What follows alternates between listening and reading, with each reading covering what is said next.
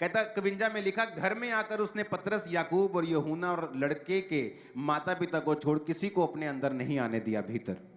सब उसके लिए रो पीट रहे थे, परंतु उसने कहा, रोवो मत, ये लड़की मरी नहीं है परंतु सो रही है। तो जीसस ने जब अंदर गए तो 12 चेले थे, तो परमेश्वर नहीं चाहते थे कि थोड़ा कम विश्वास वाला बंदा उनके साथ जाए, या तो परमेश्वर फुल फेथ जो आत्मा से भरे हुए लोग हैं उसके साथ थे। पतरस, याकूब, यूहन्ना और लड़की के माता पिता अंदर गए तो परमेश्वर ने, लोग रो पीट रहे थे तो परमेश्वर ने लोगों को रोका। परमेश्वर ने कहा, रो मत, लड़की मरी नहीं है परंतु सो रही है। पता अगली आयत में क्या लिखा? अगली आयत में लिखा, वो ये जानकर कि वो मर गई है उसकी हंसी करने लगे। यीशु मसीह की हंसी करने लगे, हंसने लगे सब यीशु मसीह के ऊपर। क्या ऐसे हो सकता है कि आप बड़े दुख में हो और एकदम से आप हंसने लग जाएं? नहीं, वो दुख में नहीं थे, वो लोग एक्टिंग कर रहे थे रोने की। रिश्तेदार एक्टिंग कर रहे थे रोने की। कोई इतना दुख में नहीं होता जब आप बीमार होते हैं, आपके अलावा या आपके करीबी परिवार के अलावा, आपकी मां के अलावा, बाप के अलावा, आपकी पत्नी पति के अलावा, आपके बच्चों के अलावा कोई इतना दुखी नहीं होता, आपका भाई, आपकी बहन के अलावा। तो बाइबल कहती जैसे ही प्रभु यीशु मसीह ने कहा, नहीं नहीं मरी थोड़ी है वो तो सो रही है, ही सब हंसने लग गए वहां। अरे भाई क्या हो गया एकदम? तुम तो दुख मना रहे थे, अभी तुम तो रो रहे थे, सभी पीट रहे थे, एकदम से कैसे हंसने लग गए? क्योंकि ये दुनिया फेक है, ये फेक लोगों की जनरेशन है, फेक लोगों के बीच में आप रहते हो। ये दुनिया आपको बताती तो है, जताती तो है कि वो बड़ी दुखी है। आपके घर में अफसोस मनाने के लिए लोग किसी के घर में आते हैं, आते होते हुए साथ में टाइम भी देखते हैं, चलो भैन जी हुण अंदरों सोचते चलो चलिए हुण दुकान बंद हो जानी सूटां वाली, कि इथों अफसोस करके फिर सूटां वाली दुकान वाल भी जाना, फिर चुन्नी भी रंगवाण जाना, फिर बंदा कहता मैं काम भी करना, मैं शर्ट भी लेनी, मैं जीन भी लेनी। वो तो सिर्फ आपके साथ सिंपैथी जताने के लिए आए हैं, दुख मनाने के लिए नहीं आए।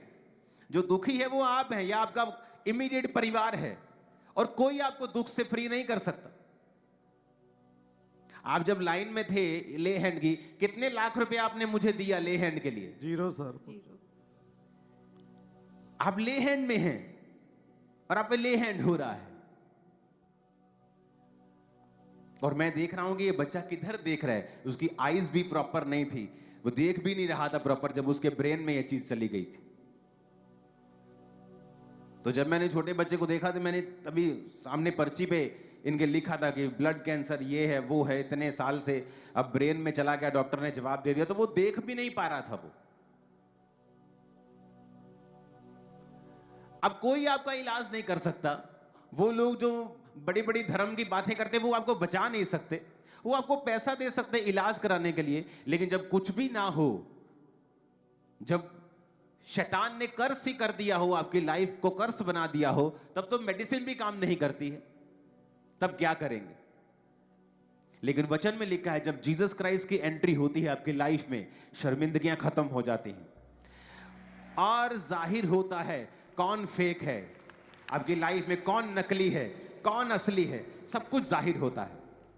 अगर कोई आपसे सचमुच प्यार करता है, आपका कोई रिश्तेदार या आपका समाज, तो आपके मसीह में आने पर वो आपको सजाएं क्यों देगा? आपको मारने की बातें क्यों करेगा? क्योंकि वो आपसे प्यार नहीं करता है। अगर वो आपसे प्यार करता, आपको मारने की बात थोड़ी करता। अगर आप उनका अपना बेटा कोई बेटी गलती करता है तो वो उसको फांसी थोड़ी चढ़ा देते हैं, बोलते मानता नहीं, गल नहीं मानता जी साडा मुंडा, कहना बाहर। लेकिन जैसे ही आप उनकी बात नहीं मानते, वो आपको मारने के लिए भी तैयार हो जाते हैं, क्योंकि वो आपसे प्रेम नहीं करते। प्रेम प्रभु यीशु मसीह ने किया, और बाइबल कहती जैसे प्रभु यीशु मसीह ने उस घर में एंट्री की तो फेक लोग भी जाहिर हो गए। अरे तुम तो रो रहे थे, अभी तुम हंसने लगे हो। ऐसा कैसे हो सकता है कि एक बंदा अंदर से बड़ा दुखी हो और छोटा सा चुटकुला सुनने पर वो हंस पड़े, या ऐसी बात जो उसको फनी लग रही है वो एकदम से ही हु करके हंस पड़े, क्योंकि वो अंदर से दुखी नहीं है। जब आप दुखी होते हैं तो बाइबल कहती है जब प्रभु यीशु मसीह एक जगह जा रहे थे तो रास्ते में परमेश्वर ने, नाइन नामक नगर को वो जा रहे थे, तो रास्ते में परमेश्वर ने एक अर्थी देखी। तो बाइबल कहती है जब परमेश्वर ने अर्थी देखी तो वो एक विधवा औरत का एक लौता पुत्र था, जब सारे रो रहे थे तो वचन कहता है लूका 7 और उसकी 13 आयत को कि प्रभु को देखकर तरस आया और उसने कहा मत रो। कोई ऐसा नहीं जेन्युइनली जो आपको कहे तू रो मत, मैं तेरे साथ हूं। कोई ऐसा नहीं। आपका परिवार आपके साथ होगा, लेकिन आपका परिवार भी आपको यह बोल सकता है रो मत, लेकिन आपके आंसुओं के कारण को खत्म नहीं कर सकता। एक तो ऐसे लोग हैं जो आपको बोलेंगे रो मत, लेकिन अंदर से खुश हैं कि आप रो रहे हैं। आपका परिवार ऐसा है जो बोलता है दुखी है आपके साथ कि रो मत, लेकिन वो भी आपके दुख को दूर नहीं कर सकता। लेकिन प्रभु यीशु मसीह ऐसा है जो आपको कहेगा भी रो मत, और आपके आंसुओं को भी पोंछ देगा और आपके दुखों को भी सदा के लिए खत्म कर देगा। और बाइबल कहती है जब नाइन नामक नगर को प्रभु यीशु मसीह गए और देखा कि विधवा का इकलौता बेटा बीमार और मर गया। पहले तो है विधवा, उसका इकलौता बेटा भी मर गया। जब परमेश्वर ने, बाइबल कहती है, देखा, तो जब नाइन नामक आप नगर को देखते हैं, इब्रानी भाषा में, यूनानी भाषा में 3484वां शब्द, एक फिलिस्तीन में यह स्थान था नाइन, जो कि हिब्रू भाषा से इसका नाम लिया गया था 4999 शब्द, जिसका मतलब है ए होम, ए प्लेजेंट प्लेस। उस नगर का नाम था एक सुंदर जगह, एक खुशनुमा जगह। एक खुशनुमा जगह से एक बदबूदार खबर आ रही है और एक बदबूदार अर्थी आ रही है। तो यीशु मसीह ने कहा यह तो नॉनसेंस है। यह नॉनसेंस है कि एक खुशनुमा प्लेस से एक विधवा का एक लौता बेटा मरे। ये तो उस प्लेस की तौहीन है, उस नाम की तौहीन है। और परमेश्वर ने उसको, बाइबल कहती है, छुआ। जब अर्थी को छुआ तो उठाने वाले ठहर गए। और वचन कहता है 14 आयत में, उसने जब अर्थी को छुआ और उठाने वाले ठहर गए, उसने कहा हे जवान, मैं तुझसे कहता हूं उठ। तो वह मुर्दा उठ बैठा और बोलने लगा, और उसने उसको उस मां को सौंप दिया। सब तरफ भय छा गया। लोग परमेश्वर की बड़ाई करने लगे कि हमारे बीच में एक भविष्यद्वक्ता उठा है, और वो परमेश्वर के लोगों ने उस पर कृपा की है। परमेश्वर ने अपने लोगों के ऊपर कृपा दृष्टि की है। हालेलुया। इमेजिन करो, एक नॉनसेंस को अगर कोई खत्म कर सकता है तो वो प्रभु यीशु मसीह। आपके नाम बड़े बड़े होते हैं, आपकी बैकग्राउंड बड़ी बड़ी होती है, परिवार बड़ा बड़ा होता है, लेकिन आज घर में चूल्हा नहीं जला, आज घर में गोटे गोटे कर्जा हो चुका है। नाम बड़ा है, लेकिन घर में मुसीबतें भी ऐसी हैं कि लोगों को बता नहीं सकते। कर्जा ऊपर आ चुका है। तो ये नॉनसेंस है। तो वचन कहता है कि जब प्रभु यीशु मसीह आपकी लाइफ में एंटर करेंगे तो नॉनसेंस वहां पे कभी नहीं रहेगी। वो उसे जाना पड़ेगा, उसे खत्म होना पड़ेगा, क्योंकि प्रभु यीशु मसीह आके कहते हैं मत रो, मत रो। उसको रियल परवाह है आपकी। वो आपसे भी कहता है मत रो, और वो आपके आंसुओं के कारण को भी आज खत्म कर देगा। आज रात आप एक बड़ी गवाही को अपनी लाइफ में सुनेंगे, और ये मैं भविष्यवाणी कर रहा हूं यीशु मसीह के नाम में, आमीन ऊंचा चाहिए। आप इमेजिन कर सकते हैं, वो सारी नॉनसेंस को खत्म करने के लिए आया। और लोग बोलते हैं वो धर्म बदलने के लिए आया। वो तो आपके जीवन में जो फेक लोग हैं उनको जाहिर करने के लिए आया, और आप पर कृपा करने के लिए आया। और लोग कहते हैं कि आप धर्म बदल रहे हैं। अरे नहीं, आप बड़ा छोटा समझ रहे हैं। ये तो बड़ी छोटी सी चीज है। प्रभु यीशु मसीह बहुत बड़े बड़े कार्य आपकी लाइफ में करने के लिए आए हैं। कहता मत रो, मैं तेरी लाइफ की नॉनसेंस को खत्म कर दूंगा। क्या ये नॉनसेंस नहीं आपके घर में 3 बच्चे हों और तीनों अपनी मां को ना पूछते हों? क्या ये नॉनसेंस नहीं है कि तीनों नशे कर रहे हैं? जो बच्चे बड़े होकर परिवार को संभालने वाले थे, परिवार उनको संभाल कर कभी कोई सेंटर लेके जा रहा है, कभी कोई सेंटर लेके जा रहा है। और जीसस क्राइस्ट इकलौता ऐसा परमेश्वर है दुनिया में जो कहता है कि मैं उस नॉनसेंस को खत्म कर दूंगा प्रैक्टिकली, तुम्हारे घर से, फाइनेंस से, परिवार से, शरीर से, सब जगह से। क्या ये नॉनसेंस नहीं कि आप अपने घर में जब परिवार में बैठते हैं, आप 20 साल के हैं और आप 80 साल के बुजुर्ग से भी ज्यादा बीमार हैं? क्या ये नॉनसेंस नहीं है? तो जीसस ने यही कहा, मैं नॉनसेंस को खत्म करने के लिए आया। हालेलुया। ऊंची आवाज से बोलो हालेलुया। जितनी परिवार में नॉनसेंस होती है, बीमारी की, कर्जे की, गरीबी की, क्या आपको कम दिया है परमेश्वर ने? आपके पास भी वही दिमाग है, उतने ही पाउंड, उतने ही किलो, उतने ही ग्राम का, वही हार्ट, वही किडनीज, लेकिन आप पढ़ नहीं पा रहे हैं। मैं पढ़ाई में कमजोर हूं, क्या बात हो गई भाई? वही दिमाग तेरे पास, कोई छोटा दिमाग नहीं है। क्योंकि शैतान आपको नॉनसेंस में रखना चाहता है, छोटे में रखना चाहता है, और जिस दिन आप परमेश्वर की ओर मुड़ते हैं नॉनसेंस खत्म हो जाती है। आप करके देख लो, मैंने बच्चे देखे हैं बिल्कुल बुद्धू, परमेश्वर में आए, फर्स्ट आ रहे हैं क्लासेस में, अपनी अपनी क्लास में फर्स्ट आ रहे हैं, सेकंड आ रहे हैं, बुद्धि परमेश्वर ने खोल दी, बिजनेस नहीं चल रहा, परमेश्वर ने नॉनसेंस खत्म कर दी। इमेजिन करो परमेश्वर क्या क्या आपकी लाइफ में करते हैं जब आप परमेश्वर का पीछा करते हैं। तो लेकिन लोगों को अभी भी डर है, मैं बपतिस्मा ले लूं अभी। 8 साल से लोग चर्च आ रहे हैं, बपतिस्मा नहीं लिया किसी ने। अब बहुत कम है ऐसे, बहुत ही कम। पहले ऐसा ज्यादा होता था, अब तो जैसे बहुत ही कम रह गए ऐसे। जैसे दाल में काली दाल नहीं होती छोटी छोटी कहीं कहीं, वो अभी काली दाल वाला हिसाब रह गया कि 8 साल 6 साल भी बपतिस्मा लेने में सोचते हैं। तो परमेश्वर भी सोचता है कि मैं इसको ब्लेस करूं या ना करूं। वो कहता है तुझे शर्म आती है, तू झिझकता है, मुझे भी शर्म आती है तुझे अपना कहने में, मुझे भी झिझक आती है तुझे ब्लेस करने में। मैं अपनी लाइफ में ब्लेस इसलिए हूं कि जब मुझे यीशु मसीह का वचन मालूम होता था, उसी सेम टाइम मैं उस वचन को फॉलो करता था।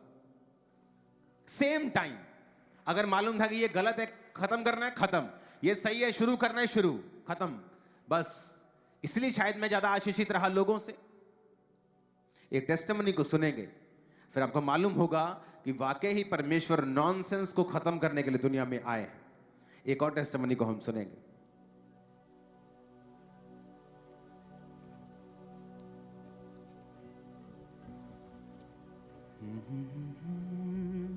अपोस्टल जी, ये बहुत ही अमेजिंग टेस्टिमनी है। इस बहन का नाम हरलीन है और ये गुरदासपुर शहर के रहने वाले हैं। इनकी उम्र अभी इस वक्त 28 साल है और जब ये 14 साल के हुए, जब चेक किया कि पीरियड्स नहीं आए और इनकी उम्र जब बढ़ती गई तो पीरियड्स नहीं आए थे, डॉक्टर के पास इनके मदर इनको लेकर गए। वहाँ जब इनकी स्कैनिंग हुई तो डॉक्टर ने बहुत ही हैरान कर देने वाली बात बताई कि यूट्रस जो है वो बिल्कुल छोटा है, यानी कि ना के बराबर है, जैसे एक छोटा सा कोई दाना होता है उसके बराबर है। और यूट्रस बाय बर्थ से ही ग्रो ही नहीं हुआ है। डॉक्टर का ये कहना था कि पीरियड्स कैसे आएंगे, ये पूछते थे डॉक्टर से। और ये सुनकर इनके मदर जो थे वो पूरी तरह से शॉक्ड हो चुके थे। विश्वास नहीं हुआ कि ये कौन सी घटना हमारे साथ हो गई है। सेकंड डॉक्टर के पास लेकर गए, वहां पर भी स्कैनिंग हुई तो सेम ही डॉक्टर ने बताया और इनके मदर इतने ज़्यादा परेशान हुए, रोने लगे कि ये क्या हो गया है। और इसी दौरान 4 से 5 डॉक्टर बदले, ट्रीटमेंट करवाया, पर कोई भी रिजल्ट कभी नजर नहीं आया। डॉक्टर्स ने यहां तक क्लियरली बोल दिया था कि अगर यूट्रस ही नहीं है तो पीरियड्स कहां से आएंगे, प्रेगनेंसी होना तो नामुमकिन है, इम्पॉसिबल है कि आप कभी मां भी नहीं बन पाएंगे। यह सब बातों को लेकर इनकी मदर और ये बहन इतने ज्यादा चिंतित थे अपने फ्यूचर को लेकर। और इनके मदर सोचते थे कि कौन इससे शादी करेगा। और ये इनके मदर सोचते कि मेरी बेटी जो है इसकी पूरी लाइफ खराब हो गई है। और किसी से वो बात नहीं करते थे, प्रॉब्लम को शेयर नहीं करते थे कि हमारी बेटी जो है वो बड़ी हो रही है। और इनके फ्यूचर को लेकर बहुत ज़्यादा टेंस थे और बोलते थे कि ऐसे जीने से अच्छा है, ये बहन बोलते थे कि ऐसे जीने से तो अच्छा था कि मैं पैदा ही ना होती, जन्म ही ना लेती। अगर जन्म होता तो मैं उसी टाइम में मर जाती। ऐसे ख्याल हमेशा इनके मन में चलते थे। डिप्रेशन में रहते, गुमसुम रहते, किसी से बात ना करना। इस तरह से इनके फादर मदर ने सोच लिया था कि हम इसकी शादी नहीं करेंगे, इसको सारी उम्र हम अपने पास ही रखेंगे। फिर एक दिन 2018 में इनके मदर किसी दुकान से, यहाँ से कपड़े सिलाई करवाते थे, वहां पर गए और उस बहन को रोते हुए अपनी बेटी की कंडीशन के बारे में बता दिया। और उस बहन ने, वो पहले से विश्वास में थे, उन्होंने 2018 में इनकी मदर को अंकुर नुला मिनिस्ट्रीज के बारे में बताया। इन्होंने मीटिंग को अटेंड करना शुरू किया, चर्च में आए और जब यहाँ पर आए तो देखा कि यहाँ तो बहुत बड़ी बड़ी गवाहियाँ हो रही है कि परमेश्वर कैसे बांझ को बच्चों के साथ ब्लेस कर रहा है। गवाहियाँ हो रही हैं, बिलीव बढ़ने लगा, लगातार चर्च में आना शुरू किया। फिर ईस्टर मीटिंग थी 2018 में 1 अप्रैल को, और अपोस्टल जी उसमें आपने जब प्रार्थना करी कि मुर्दा गर्भ जी उठे, परमेश्वर आपको फल लाने के लिए परमेश्वर ने बुलाया है। और जैसे ही इस बहन ने फेथ के साथ प्रार्थना को रिसीव किया, चर्च में ये मौजूद थे, अगले महीने इनको ब्लीडिंग होना शुरू हो गई और ये हैरान हो गए और डर भी गए अंदर से कि ये कैसे हो सकता है, बिना यूट्रस के कैसे ब्लीडिंग हो सकती है। इनके मदर घबराए हुए डॉक्टर के पास गए, लेकर वहां स्कैनिंग हुई। डॉक्टर ने बताया कि ईस्टर वाले दिन, जिस दिन ये खास प्रार्थना होती है कि जिस तरह प्रभु यीशु मसीह मुर्दों में से जी उठे, आपकी सारी चीजें जी उठे जितनी मरी हुई है, और आपके मदर हैं यहाँ? अच्छा नहीं, आपने लिखा कि आपके मदर डर गए कि अंदर कोई और प्रॉब्लम ना हो, तो वो चेक इस चक्कर में चेक करवाने के लिए गए थे कि अंदर कोई और प्रॉब्लम ना पैदा हो गई हो। जी पापा। हाँ, क्या हुआ आप खुद बताओ। जब डॉक्टर आपको जब ब्लीडिंग हुई डॉक्टर के पास जब आप गए तो? फिर हम डॉक्टर के पास गए, उन्होंने स्कैनिंग के लिए बोला, फिर हम स्कैनिंग कराई मैंने, फिर यूट्रस का normal size in shape. Oh Jesus. फिर क्या हुआ? फिर मुझे हर मंथ लगातार पीरियड्स आने लगे और मेरी और आपने शादी- लिखा कि डॉक्टर हैरान हो गए। डॉक्टर उन्होंने बोला जो है ही नहीं पेट में वो चीज, वो कैसे आ गई, और वो भी नॉर्मल साइज इन शेप जो होती है। आपने लिखा कि एक बहन गुम सुन हो गए। कौन? आपके मम्मी? मैं भी और मम्मी भी। क्या गुम सुन हो गए उधर ही? हाँ कि जी, ये क्या हो हैरान गया? हो गए डॉक्टर भी।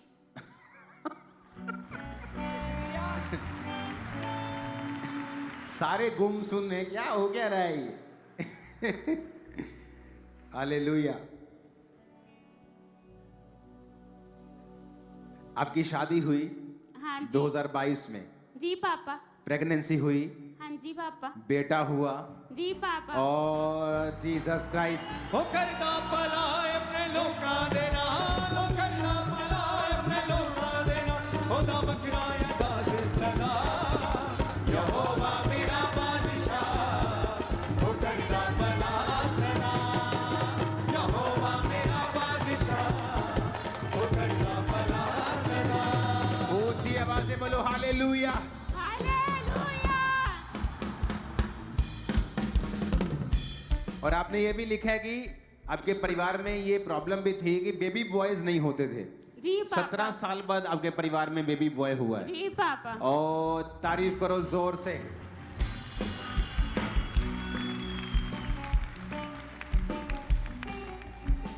हालेलुया। इस गवाही से समझ आ जाना चाहिए। इनके पास टेस्ट, आपके टेस्ट पहले भी हुए थे, पहले भी स्कैनिंग्स हुई, जी पापा। बाद में भी स्कैनिंग्स हुई, जी। सारा कुछ रिकॉर्डेड है, डॉक्यूमेंटेड है आपके पास। जी पापा। आपकी लाइफ में गवाही इतनी बड़ी होगी, ये भविष्यवाणी है बड़ी मीटिंग में। लोग सुन रह जाएंगे, गुम हो जाएंगे, आप भी हैरान हो जाएंगे। आमीन। साथ चाहिए और ऊंचे चाहिए मेरे को।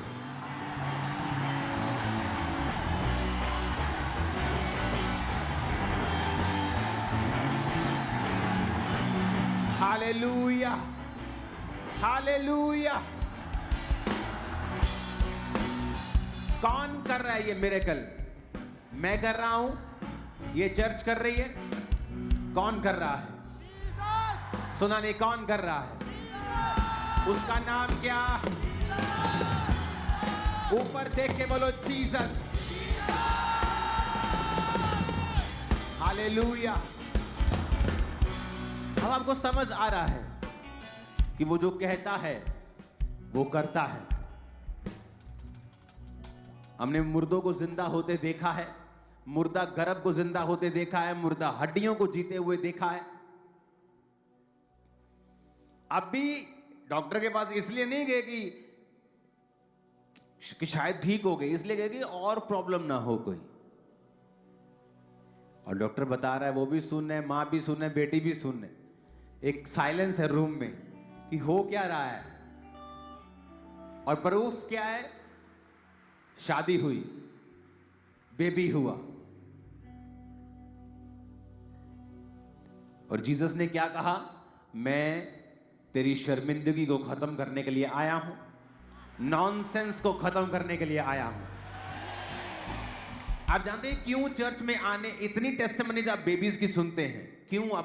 आपको पता है क्यों? उसका रीजन क्या है? रीजन है जब परमेश्वर ने आदम और हवा को बनाया था तो उन्हें एक शब्द दिया था, वो था be multiply and be fruitful.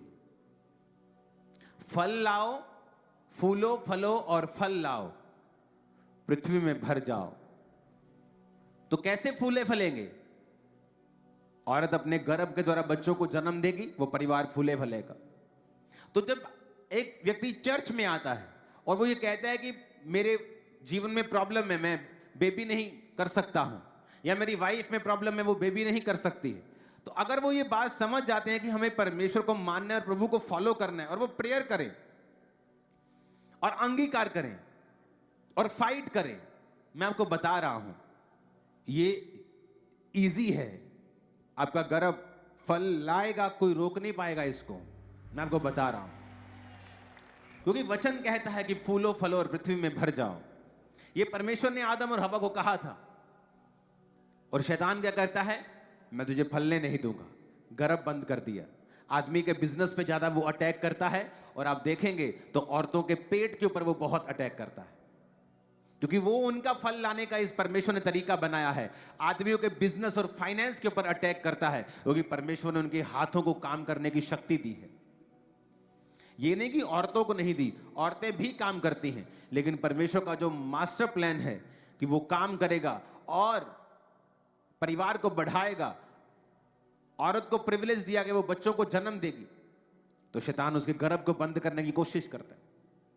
और जब एक आदमी मसीह में आता है और वो कहती है कि मैं बेबी नहीं जन सकती क्योंकि अंदर यूट्रस ही नहीं है, निशान है, निशान भर का यूट्रस है अंदर। जैसे किसी का अंग सूख जाता है, जैसे लोगों के हाथ, कईयों के हाथ नहीं होते तो उंगली नहीं होती, तो उंगली की जगह पे एक छोटा सा बिंदु होता है कि यहां उंगली ने पनपना था लेकिन वो पनपी नहीं। मैंने देखे हैं लोग बहुत ऐसे। तो अंदर यूट्रस का निशान है लेकिन यूट्रस नहीं है। तो परमेश्वर ने कहा मैं नॉनसेंस खत्म करने के लिए आया हूं। मैंने नाइन नगर की विधवा के जीवन में ऐसा किया था, अब मैं तेरे जीवन में भी ऐसा करूंगा, क्योंकि मैं एक सा रहने वाला परमेश्वर हूं। हालेलुया। ऊंची आवाज में हालेलुया बोलो जरा।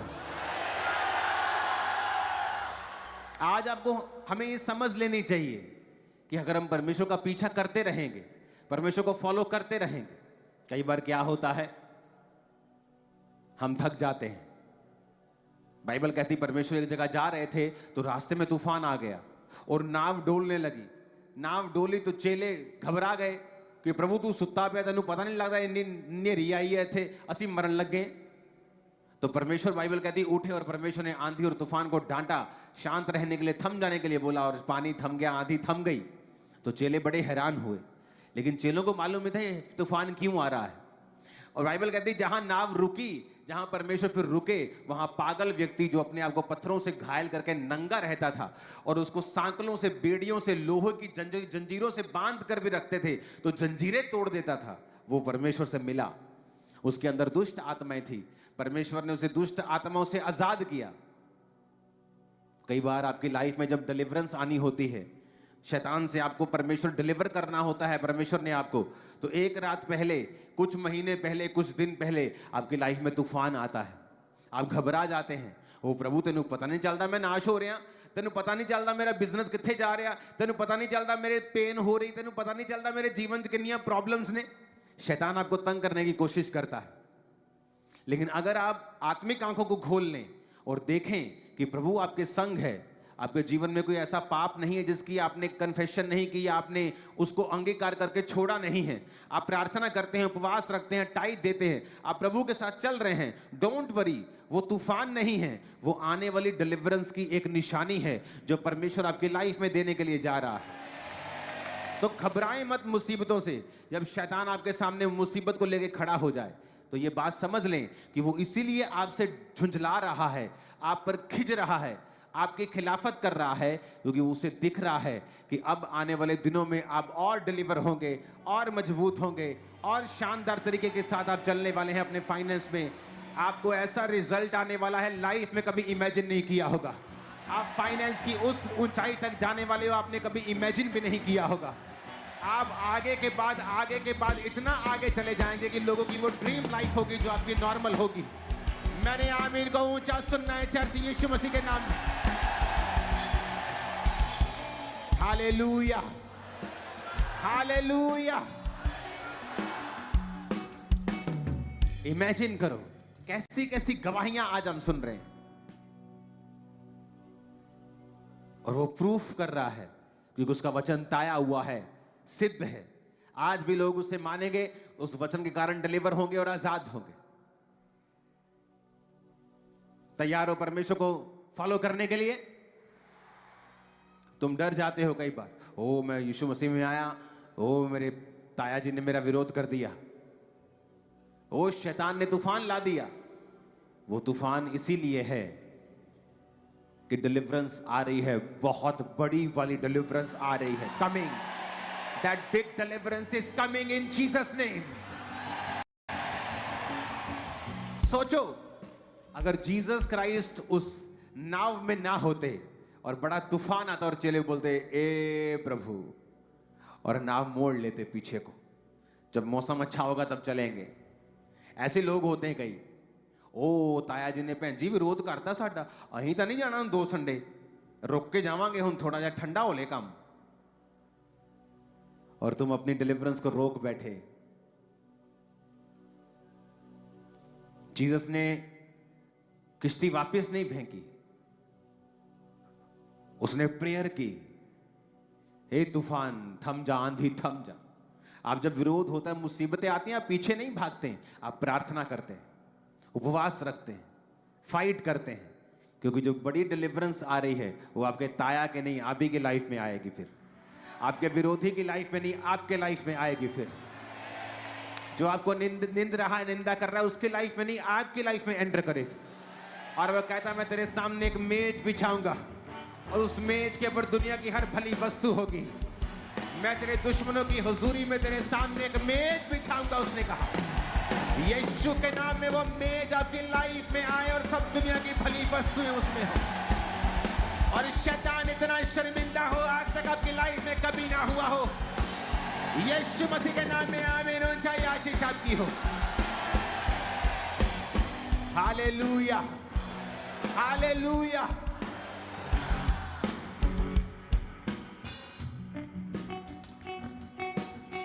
ये लाखों स्क्वायर फुट की शेड डालने के बाद भी आज मुझे ये छोटा सा कमरा लग रहा है, और मैं प्रार्थना करता हूं ये जल्दी एक बड़ा हॉल बन जाएगा जिसकी सीमा किलोमीटर्स में होगी।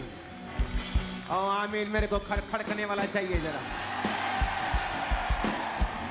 मैंने कहा आमीन, मेरे को खड़कने वाला चाहिए जरा।